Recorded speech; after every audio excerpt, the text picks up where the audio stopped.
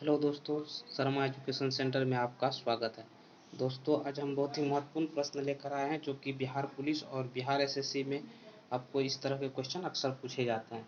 तो आप इस क्वेश्चन को देख सकते हैं। तो आइए फटाफट हम इस सीरीज को शुरू कर लेते हैं। देखते हैं इसमें कौन से प्रश्न है। तो आइए देख लेते हैं। दुनिया का न्यूनतम देश है। पहला प्रश्न है, दुनिया का न्यूनतम देश है। तो दुनिया का सबसे न्यूनतम देश कौन सा है? तो दुनिया का न्यूनतम देश जो है वो है दक्षिणी सूडान गणतंत्र। दक्षिणी सूडान गणतंत्र जो जनवरी 2011 में जो है आपको ये जो है दक्षिणी सूडान से अलग हुआ है। दक्षिणी सूडान से अलग हुआ 9 जून 2011 से विश्व का एक नया देश बन गया है। 9 जून 2011 से विश्व का एक नया देश दक्षिणी सूडान बना है। तो ये अगला क्वेश्चन देख लेते हैं। अगला क्वेश्चन है, न्यूनतम साक्षरता वाला प्रदेश कौन सा है? तो न्यूनतम साक्षरता वाला प्रदेश कौन सा है? तो ये न्यूनतम साक्षरता वाला बिहार है।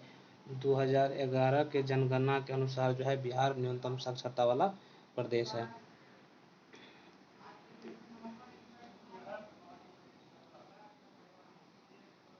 सम्राट अशोक महान जिसने 40 वर्ष तक भारत में राज किया की राजधानी उस समय नाम था? तो सम्राट अशोक के उस समय की राजधानी का नाम पूछा जा रहा है। तो सम्राट अशोक के उस समय राजधानी का नाम क्या था? तो उसका नाम था पाटलिपुत्र। सम्राट अशोक की राजधानी का नाम पाटलिपुत्र था। ये अगला प्रश्न देख लेते हैं। अगला प्रश्न है, ऐसा प्रथम इंजीनियर स्नातक जो किसी राज्य का 2 बार मुख्यमंत्री रहा हो संबंधित है? तो किस राज्य से संबंधित है जो इंजीनियर भी हो और 2 बार मुख्यमंत्री भी बना हो? तो वो बिहार से संबंधित है। जो बिहार के मुख्यमंत्री नीतीश कुमार है वो पटना के ही एनआईटी कॉलेज से इंजीनियरिंग किए हुए हैं। मैकेनिकल में जो है बीटेक किए हुए हैं और बिहार के 2 बार मुख्यमंत्री भी रह चुके हैं। अगला प्रश्न है, अगला प्रश्न, निम्नलिखित में से कौन सा देश आसियान का सदस्य नहीं है? तो इनमें से कौन सा देश जो है वो आसियान का सदस्य नहीं है? तो इनमें से कौन सा देश जो है आसियान का सदस्य नहीं है? तो इसमें से जो है आसियान का सदस्य जो नहीं है वो है आपको, एक मिनट देख लेते हैं। इसका जो है बांग्लादेश आसियान का सदस्य नहीं है। ये बांग्लादेश जो है आसियान का सदस्य नहीं है। अगला प्रश्न देख लेते हैं। अगला प्रश्न है, उस राज्य का नाम बताए जहां भारत के प्रथम राष्ट्रपति चुने गए थे। जहां से भारत के प्रथम राष्ट्रपति थे। तो भारत के प्रथम राष्ट्रपति कहाँ से? तो बिहार से थे। डॉक्टर राजेंद्र प्रसाद थे प्रथम राष्ट्रपति, जो कि बिहार के सिवान जिले के जेराताई नामक गांव से था। 26 जनवरी 1950 से 13 मई 1962 तक 2 बार भारत के राष्ट्रपति रहे थे। अगला प्रश्न देख लेते हैं। सिखों के 10वें गुरु गोविंद सिंह का जन्म हुआ था। तो गुरु गोविंद सिंह का जन्म जो वो पटना में हुआ था। गुरु गोविंद सिंह का जन्म जो है वो पटना में था। गुरु गोविंद सिंह जो थे उसके पिता तेंग बहादुर सिखों के 9वें गुरु थे। गुरु गोविंद सिंह के पिता जो थे वो तेंग बहादुर सिखों के 9वें गुरु थे। अगला प्रश्न है, 1946 में गठित अंतरिम सरकार में डॉक्टर राजेंद्र प्रसाद किस विभाग के मंत्री थे? तो 1946 में गठित अंतरिम सरकार के डॉक्टर राजेंद्र प्रसाद किस विभाग के मंत्री थे? तो डॉक्टर राजेंद्र प्रसाद जो थे वो खाद्य एवं कृषि विभाग के मंत्री थे। 1946 में गठित अंतरिम सरकार में डॉक्टर राजेंद्र प्रसाद खाद्य एवं कृषि विभाग के मंत्री थे। अगला प्रश्न देखते, वैश्विक तापमान के बढ़ने की समस्या से निपटने के लिए अपने लोगों पर कार्बन कर लगाए जाने का प्रस्ताव करने वाला विश्व का पहला देश निम्न में से कौन सा है? तो ये देश जो है ये न्यूजीलैंड है। न्यूजीलैंड ने वैश्विक तापमान के बढ़ने की समस्या से निपटने के लिए अपने ही लोगों पर कार्बन कर लगाए थे। अगला प्रश्न देख लेते हैं। निम्नलिखित में से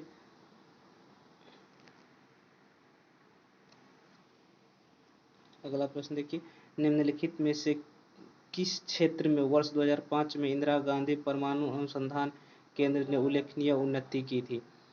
तो इसका जो है सही प्रश्न उत्तर रहने वाली है वो है ए चॉइस। इसका जो है ए चॉइस सही उत्तर रहने वाली है। इसमें फास्ट ब्रीडर टेस्ट रिएक्टर के यूरेनियम प्लूटोनियम मिश्रित कार्बाइड ईंधन का पुनर्संसाधनीकरण करना। इसका ये आंसर हो गया। अगला प्रश्न देख लेते हैं। अगला प्रश्न, इच्छा मृत्यु को कानूनी रूप देने वाला पहला देश विश्व निम्नलिखित में से कौन सा है?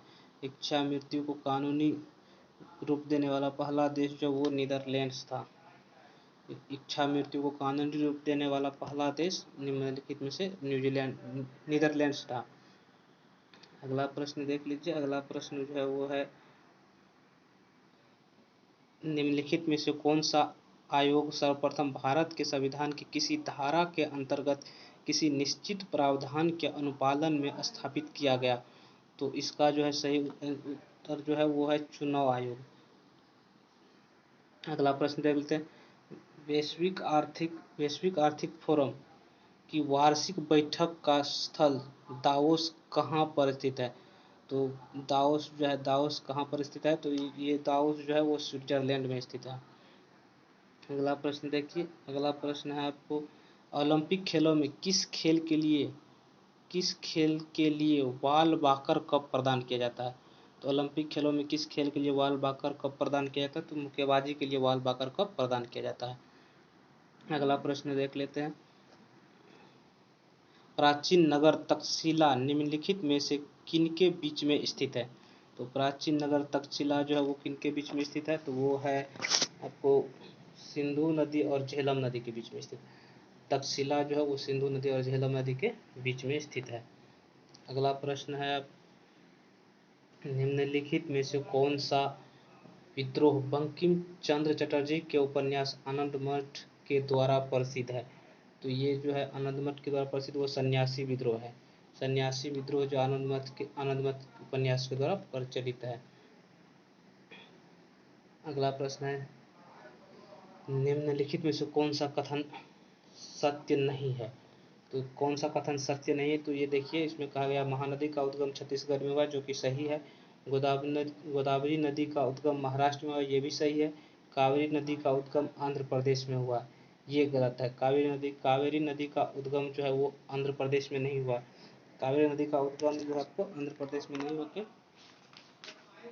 कावेरी नदी का उद्गम जो है आपको वो कर्नाटक में हुआ है।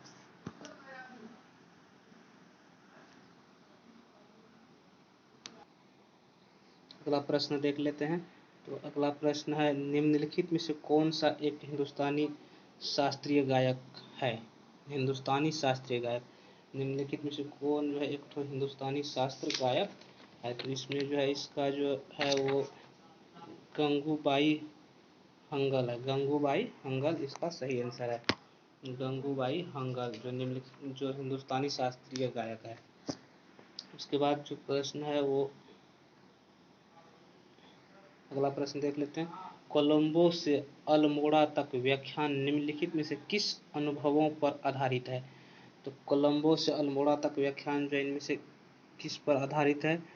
तो ये जो है ये है स्वामी विवेकानंद के अनुभवों पर आधारित। अगला प्रश्न देख लेते हैं। अगला प्रश्न है, वैज्ञानिक तथा औद्योगिक अनुसंधान परिषद का अध्यक्ष कौन है? वैज्ञानिक तथा औद्योगिक अनुसंधान परिषद का अध्यक्ष कौन है? तो इसका जो है वैज्ञानिक तथा औद्योगिक अनुसंधान परिषद का अध्यक्ष जो होता है वो भारत का प्रधानमंत्री होता है। जो भी प्रधानमंत्री होता है वही उस समय का वैज्ञानिक तथा औद्योगिक अनुसंधान परिषद का अध्यक्ष होता है। अगला प्रश्न, केंद्रीय जल एवं विद्युत शोध केंद्र कहाँ है? केंद्रीय जल एवं विद्युत शोध केंद्र कहाँ है? ये खड़गवासला में है। केंद्रीय जल एवं विद्युत शोध केंद्र खड़गवासला में। अगला प्रश्न है, 1857 की क्रांति में निम्नलिखित में से किसे एक मित्र द्वारा धोखा मिला? ब्रिटिश द्वारा पकड़ा गया तथा मारा गया था। तो ये जो है इसका जो है तात्या टोपे को उसके वो एक मित्र थे जो तात्या टोपे को धोखा दिया था। अगला प्रश्न देख लेते हैं। 1929 ईस्वी में किसकी अध्यक्षता में आयोजित हुए भारतीय राष्ट्रीय कांग्रेस के लाहौर अधिवेशन में ब्रिटिश शासन से पूर्व स्वतंत्रता का प्रस्ताव रखा गया था? तो इसका जो सही आंसर है वो है आपको पंडित जवाहरलाल नेहरू। इसका जो है सही आंसर वो पंडित जवाहरलाल नेहरू है। पंडित जवाहरलाल नेहरू इसका सही आंसर है। अगला प्रश्न देख लेते हैं। अगला प्रश्न है आपको नीति राजनीति का निम्नलिखित में से कौन सा एक दिशा निर्देश सिद्धांत महात्मा गांधी के दर्शन से जुड़ा हुआ है। तो महात्मा गांधी के दर्शन से जुड़ा हुआ वो है आपको ग्राम पंचायत की स्थापना। ग्राम पंचायत की स्थापना जो है वो महात्मा गांधी के दिशा निर्देश सिद्धांत से जुड़ा हुआ है। अगला क्वेश्चन है हड़प्पा सभ्यता संबंधित है। हड़प्पा सभ्यता जो है वो कांस्य युग से संबंधित है। हड़प्पा सभ्यता कांस्य युग से संबंधित है। अगला प्रश्न है भारत तथा चीन के बीच सीमा बनाने वाली रेखा है। भारत तथा चीन के बीच सीमा बनाने वाली रेखा है। तो मैकमोहन रेखा जो है वो भारत और चीन के बीच है। भारत और चीन के बीच मैकमोहन रेखा है। अगला प्रश्न देख लेते हैं। अगला प्रश्न है नीचे दी गई प्रमुख घटना का सही तिथि क्रम क्या है। तो इसमें से जो सही तिथि क्रम है वो है, सही तिथि क्रम आपको है ये रहने वाली है सही तिथि क्रम। इसका ये जो है यही सही तिथि क्रम है। तो इसका देख लीजिए, ये इसका सही आंसर है। अगला प्रश्न देख लेते हैं। अगला प्रश्न है निम्नलिखित में से किन देशों के समूह से भूमध्य रेखा गुजरती है। इनमें से किन देशों के समूह से भूमध्य रेखा गुजरती है। इसका आंसर है कोलंबिया, केन्या और तथा इंडोनेशिया। अगला प्रश्न देख लेते हैं। चीनी तीर्थयात्री हेनसांग ने भारत का भ्रमण किया था। हेनसांग जो है भारत का भ्रमण किसके शासनकाल में किया था। तो हर्षवर्धन के शासनकाल में किया था। अगला प्रश्न है संपूर्ण क्रांति का आह्वान किया गया था। संपूर्ण क्रांति का आह्वान किया गया था। संपूर्ण क्रांति का आह्वान जो है वो जेपी नारायण के द्वारा किया गया था। संपूर्ण क्रांति का आह्वान जेपी नारायण के द्वारा किया गया था, जो कि डी इसका सही आंसर रहने वाली है। अगला प्रश्न देख लेते हैं। अगला प्रश्न है विंग्स ऑफ फायर का लेखक है APJ Abdul Kalam. Wings of fire के लेखक एपीजे अब्दुल कलाम है। उसके बाद भाखड़ा नागल बांध स्थित है। तो भाखड़ा नागल बांध जो स्थित है सतलज नदी के तट पर। भाखड़ा नागल बांध सतलज नदी के तट पर स्थित है। कलहन द्वारा रचित राजतरंगिणी है। राजतरंगिणी है तो ये कश्मीर के इतिहास से संबंधित है। कलहन द्वारा रचित राजतरंगिणी जो है वो कश्मीर के इतिहास से संबंधित है। अगला प्रश्न है राजा राममोहन राय संस्थापक थे। राजा राममोहन राय जो है संस्थापक थे ब्रह्म समाज के। राजा राममोहन राय ब्रह्म समाज के संस्थापक थे। अगला प्रश्न है मैग्नॉट रेखा किन देशों के मध्य स्थित है। मैग्नॉट रेखा जो है किन देशों के बीच स्थित है। इसका ये जो है फ्रांस और जर्मनी के बीच स्थित है मैग्नॉट रेखा। अगला प्रश्न है सतलज नदी का उद्गम है। सतलज नदी का उद्गम है तो सतलज नदी का उद्गम जो है वो चीन में हुआ है। सतलज नदी का उद्गम चीन में है। अगला प्रश्न है भारतीय संविधान सभा ने भारतीय राष्ट्रीय ध्वज की रूपरेखा को अंगीकार किया था। भारतीय संविधान सभा ने भारतीय राष्ट्रीय कब अंगीकार किया गया था। तो 22 जुलाई 1947 ईस्वी को अंगीकार किया था।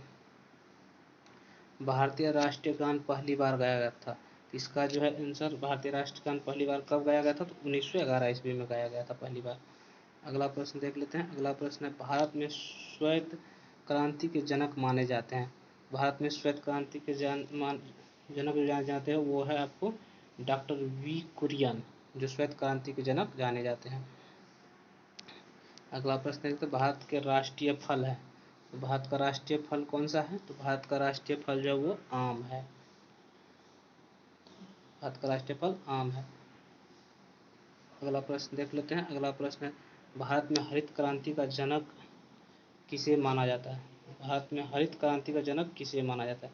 भारत में हरित क्रांति का जनक जो है वो एस स्वामीनाथन है। भारत में हरित क्रांति का जनक एस स्वामीनाथन है।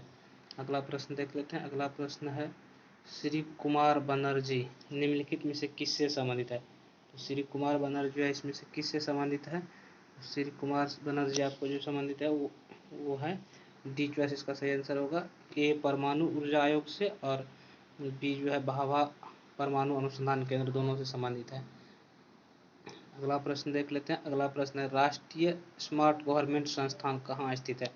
राष्ट्रीय स्मार्ट गवर्नमेंट संस्थान कहाँ स्थित है? तो राष्ट्रीय स्मार्ट गवर्नमेंट संस्थान स्थित है हैदराबाद में। अगला प्रश्न है वह भारतीय टेनिस खिलाड़ी जो फिल्म हेतु हॉलीवुड से जुड़े हैं। तो अशोक अमृतराज जो है वो फिल्म हेतु, वो टेनिस खिलाड़ी थे और फिल्म हेतु हॉलीवुड से जुड़े हुए हैं। अगला प्रश्न देखते हैं। अगला प्रश्न है लव शब्द निम्नलिखित में से किस खेल से संबंधित है? तो लव शब्द जो है वो टेनिस से संबंधित है। अगला प्रश्न देखते हैं वर्ष 2014 के राष्ट्रमंडल खेल निम्नलिखित में से किस देश में आयोजित किए जाएंगे? तो ये तो 2014 के करंट है, तो इसका जो आंसर है वो स्कॉटलैंड है। अगला प्रश्न देख लेते हैं। अगला प्रश्न है वृंदावन गार्डन स्थित है।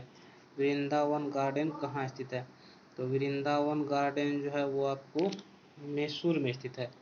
वृंदावन गार्डन मैसूर में स्थित है। अगला प्रश्न उस राज्य का नाम बताएं जहां से अधिकतम संख्या में केंद्रीय रेलवे मंत्री है। तो अधिकतम संख्या में केंद्रीय रेलवे मंत्री जो है वो आपको बिहार से है। अगला प्रश्न देख लेते हैं। अगला प्रश्न है निम्नलिखित में से कौन एक टेनिस खिलाड़ी है? इसमें से कौन जो है एक टेनिस खिलाड़ी है?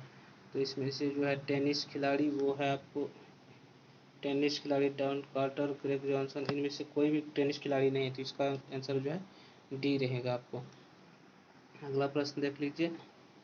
अगला प्रश्न है श्री HR भारद्वाज राज्यपाल है जो कि 2014 में थे। तो ये तो एक करंट है दोस्तों, 2014 का पुराना क्वेश्चन है। तो 2014 में जो है ये कर्नाटक के राज्यपाल थे।